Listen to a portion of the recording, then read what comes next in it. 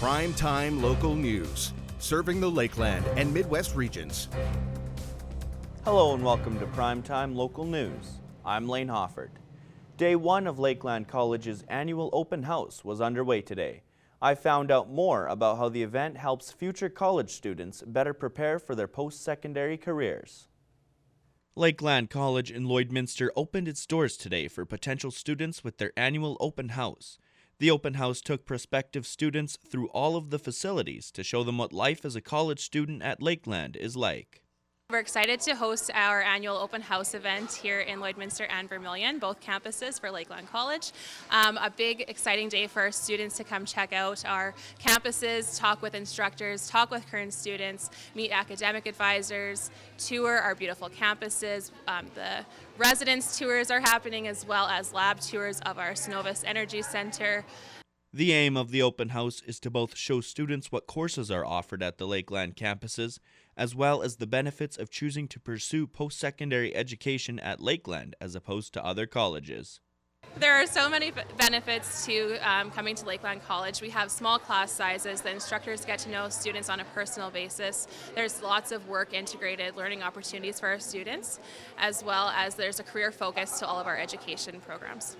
Many undecided grade 12 students are using the open house as an opportunity to learn what education and careers are out there for them once they finish high school. Well, it's kind of helping us hopefully decide what we want to do next in our lives. I still am very undecided, so I'm not 100% sure, but I'm leaning towards nursing, I think, or something in the animal industry, hopefully. Yeah, I think it's really good that we can come out here and kind of see what we'll be seeing next year so that we feel more prepared. I kind of know what I want to go into, but this definitely helps just know where we'll be having to go and everything. So yeah. Any student who applies during the open house will not have to pay an application fee. Lane Hoffert, Primetime Local News. Some time has passed since the Saskatchewan Summer Games were held here in the border city. Now, an economic review has been conducted to see the impact it had on Lloydminster. An assessment was presented to City Council earlier this week. The review showcased the strong financial effect the Games had on hotels in the city. Hotels were the biggest winner in our city from that perspective. Second, restaurants, and third, retail and shopping. So our service stations were certainly sold more gasoline and convenience type items, but those three in that order of the spend was significant. The turnout was a topic Lloyd was quite thrilled with over $1.6 million from visitor spending. Summer Games and other events such as these drive local businesses, and it's shown. This is where this study, which was last completed 10 years ago, and it's great to update that information to be able to say, you know, here we know this is the value of hosting an RBC Cup, the Saskatchewan Summer Games, and many others to come with it. You can view the whole economic assessment on lloydminster.ca. We'll have more Primetime Local News after the break.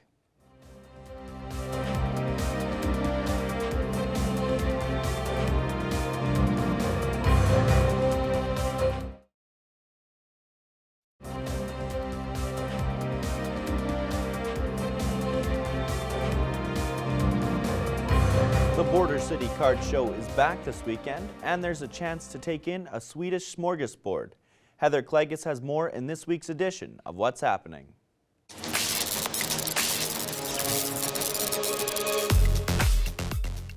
This weekend, you've got a great opportunity to add to your hockey card collection, or maybe you collect baseball cards. The Border City Card Show, it is coming up tomorrow at the Gold Horse Casino. It's going to run from 11 till 5. There's going to be a wide range of different sports cards, memorabilia, and so much more because there's going to be a number of different vendors on hand.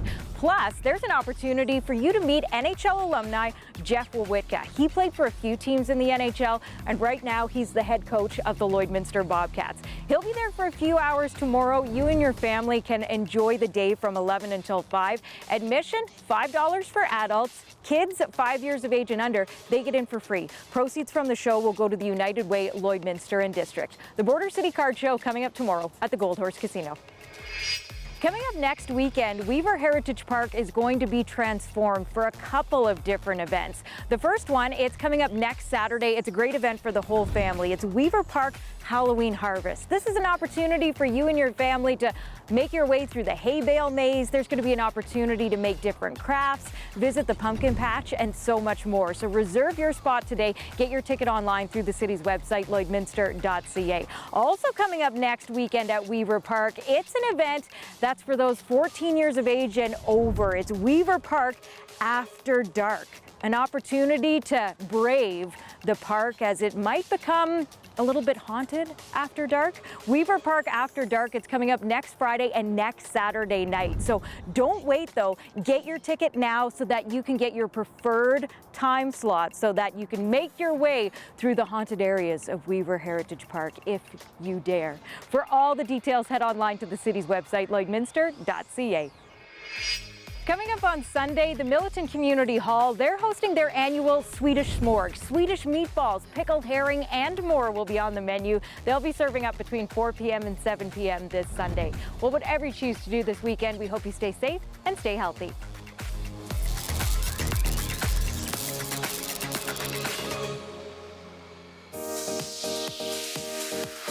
What's Happening is brought to you by Northern Factory Workwear, Circle Drive East, Saskatoon, and Highway 17 South, Lloydminster.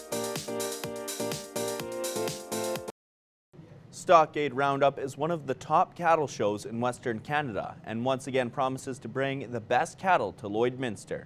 Our Thomas Wildman talked with the co-chair to learn about this year's event.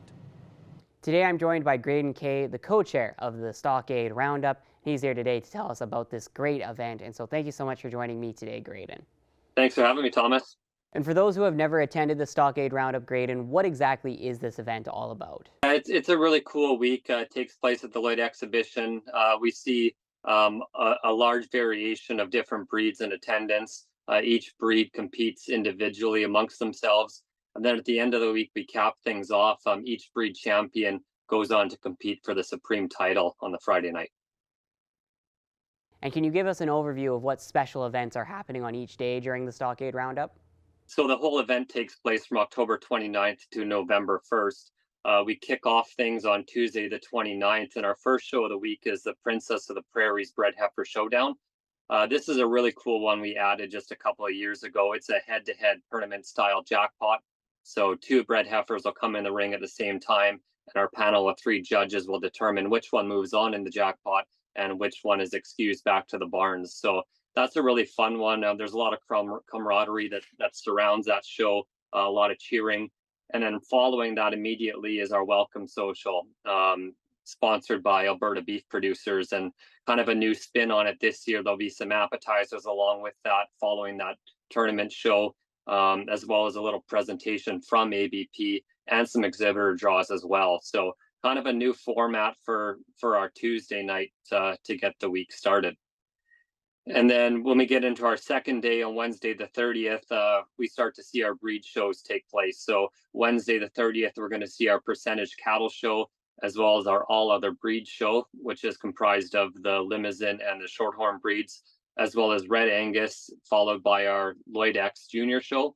And within our junior show this year, we have a $1,500 scholarship awarded to our top senior showman, which is $1,500 sponsored by Ritchie Brothers.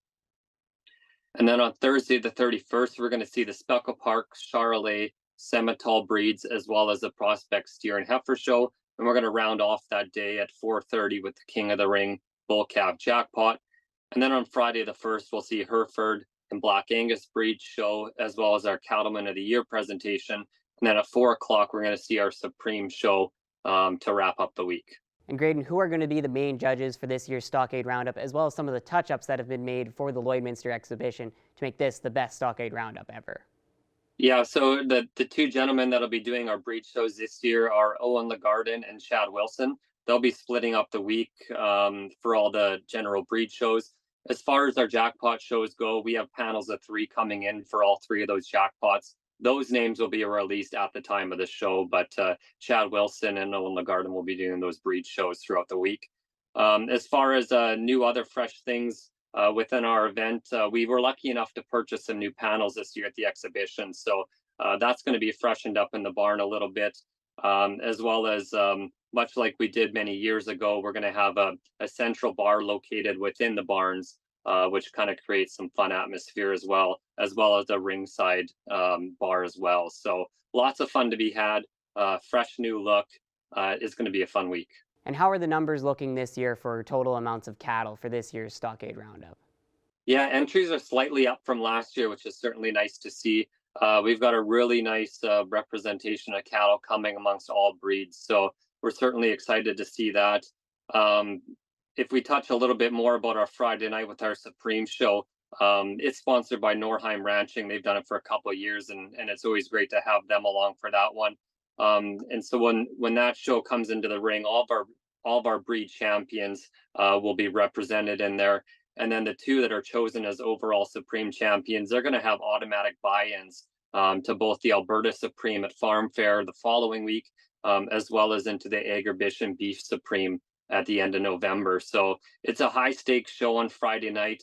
The lights are off, the fireworks are on, the spotlights are out. It's a really, really cool one. So if somebody hasn't seen that happen before and they're interested in coming to check out the show, that's certainly a great day to come to town. Thank you so much for all the information today, Graydon, and we definitely look forward to yet another great year of Stockade Roundup. Awesome. Thanks, Thomas. A book signing in Lloydminster later this month features an author who will be discussing the book she wrote on her dependence on technology and how it's resulted in some loss of face-to-face communicating. Stacey Comer has more.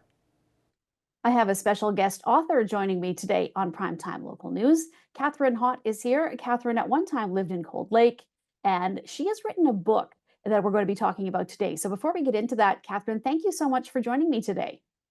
It's my pleasure. Thank you for asking me, Stacey.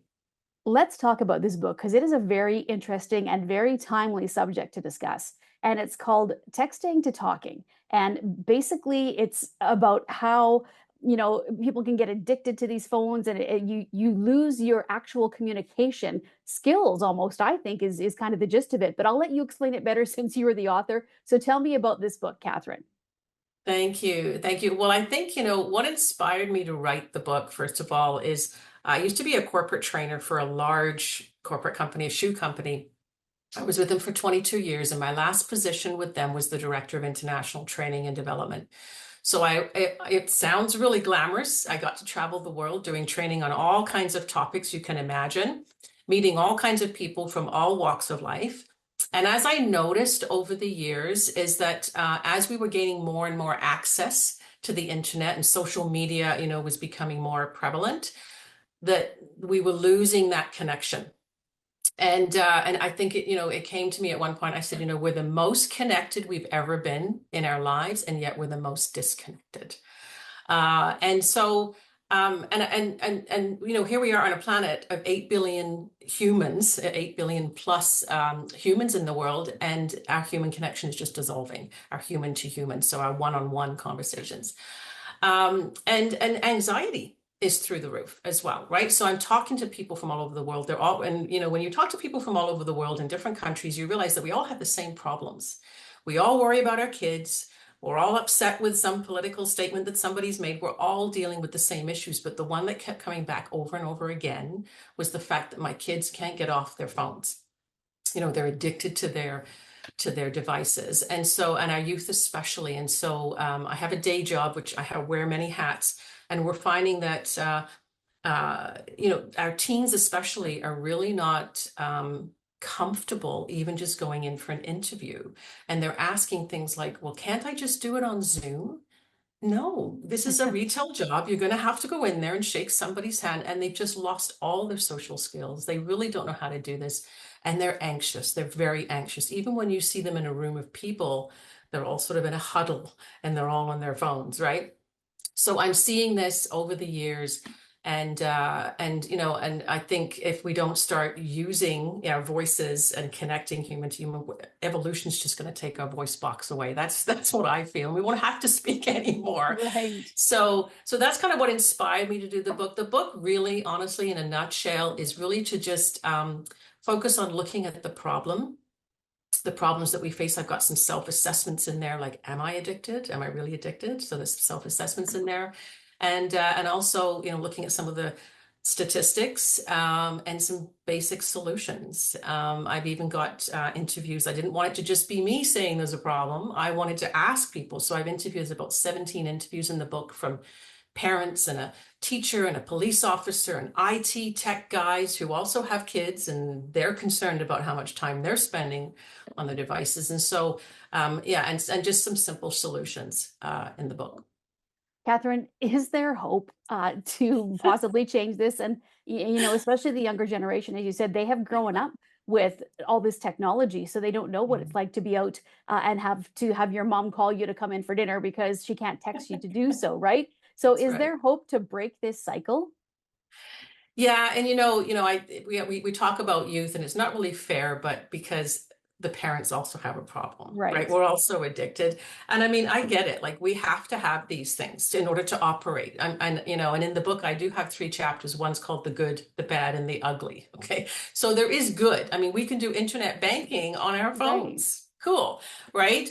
The bad is when it comes to some of those physical and medical side effects. Like, I've got lots of examples in the book. Like, one of them is this sort of the inactivity is the new smoking, because we're not doing anything, right? And so there's been studies on that.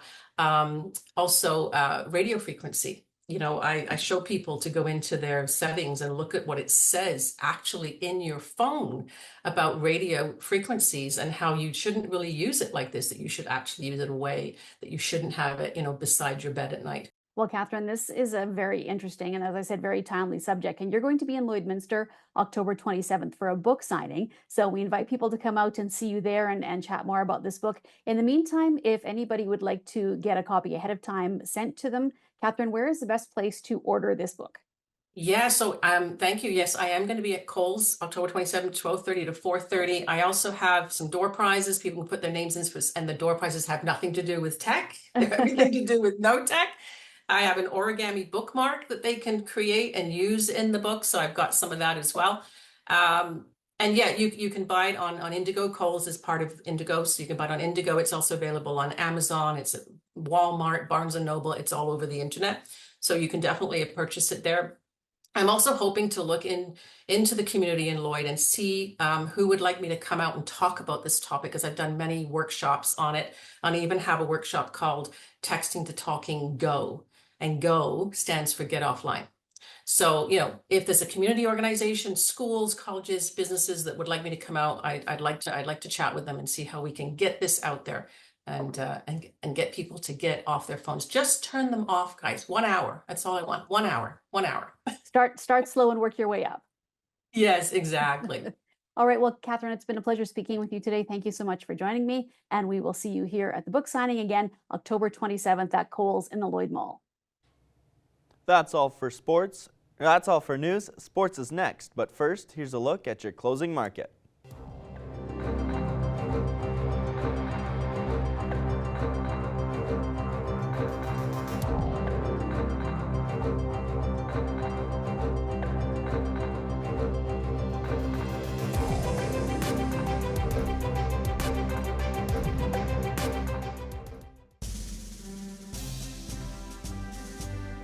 Today's oil prices are brought to you by First General Services.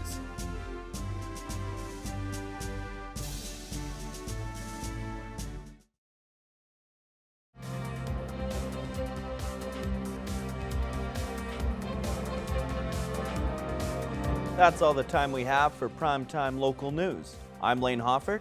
Thanks for watching.